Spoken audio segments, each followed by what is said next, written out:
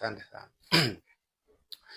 Kwa niaba ya wachezaji wenzangu napenda kusema wana Mwanza inabidi kwanza wajivunie kwamba wanatakiwa wajue tuna kila sababu ya kufanya vizuri katika michezo ya nyumbani, kwamba cha kwanza tunajivunia uwanja wa nyumbani. Hilo ni jambo la kwanza, lakini cha pili tunajua tunaenda kucheza mechi ya aina gani.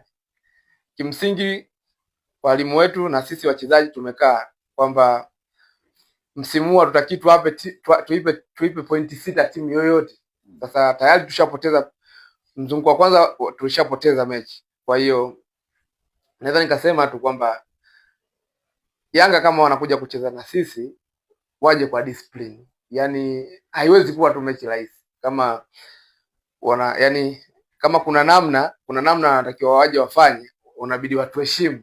Kuna namna utapata matokeo, lakini wakija wakichukulia ni mechi tu itakuja kuwa mechi ngumu.